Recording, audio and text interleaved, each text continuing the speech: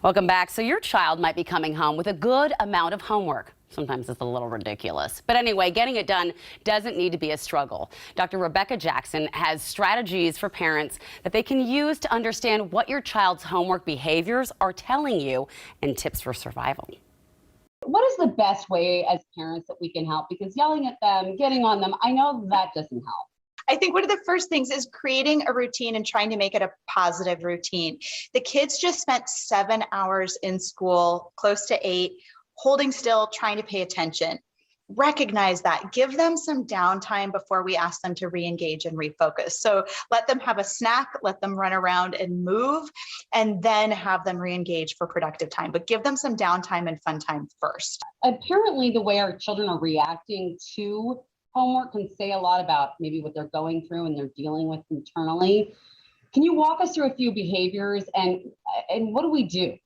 Yeah, think of how we ourselves react as an adult.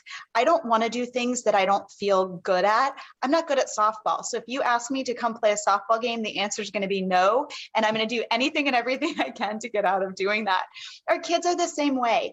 Sometimes they don't understand the directions or the assignment. They might even be struggling with the content itself. So if you're getting tantrums, meltdowns, pushback, behavior, and behavior can look different at different ages.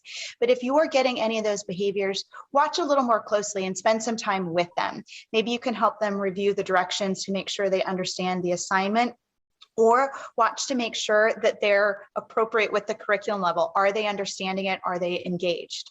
What about procrastination? That's, I know, a huge lesson that we all have to learn at a young age.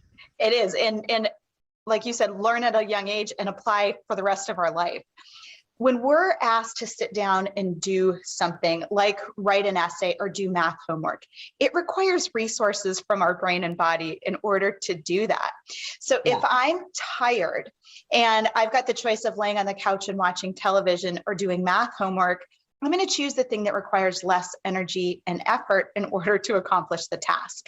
So oftentimes when a child is procrastinating, it could be, again, because the task is difficult, or it could be that they don't have the energy and resources available in that moment to tackle the topic. So making sure that our kids are well rested. A tired brain has a harder time paying attention and focusing. And so tasks are going to be harder for them. Making sure that they have the fuel to support those things. Again, paying attention and holding still requires energy and resources from our body to do that. And so if our kids are hungry, if they don't have protein reserves, it's going to be more difficult for them to hold still and pay attention. Now, on the other level, let's swing the pendulum the other way. My daughter's on a procrastination level. Her best friend is a perfectionist. I mean, it's really, her mom struggles with this all the time. What should we know if our child is a perfectionist? There's good and bad that comes with that, right? Is they might deliver a really high quality level of work and hold themselves to a really high standard, but they can also put a ton of pressure on themselves. And we can see kids that have that perfectionism tendency to be really hard on themselves and to get really upset if they need to cross something out or erase something on a homework assignment. That can be devastating for them. So in knowing that kids might be hesitant to turn in a level of work that they don't feel comfortable and confident in.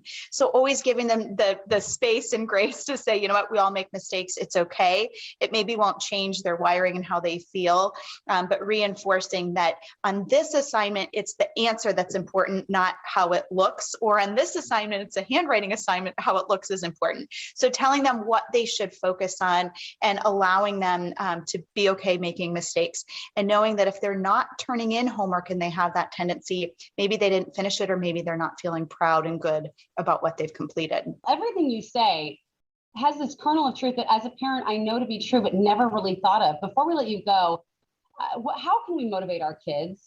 I think it's so important that when we're talking about motivation and discipline, we're thinking about our child's age. We're going to motivate a 5-year-old very different than my own 13-year-old or a 17-year-old.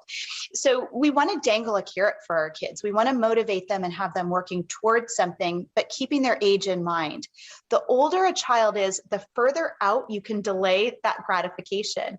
So for my 13-year-old, I can say, hey, get your homework in and do a great job all week, and you could have a friend over for a sleepover on Friday night. That doesn't work with a 5-year-old. A 5-year-old needs that instant reward, that instant gratification.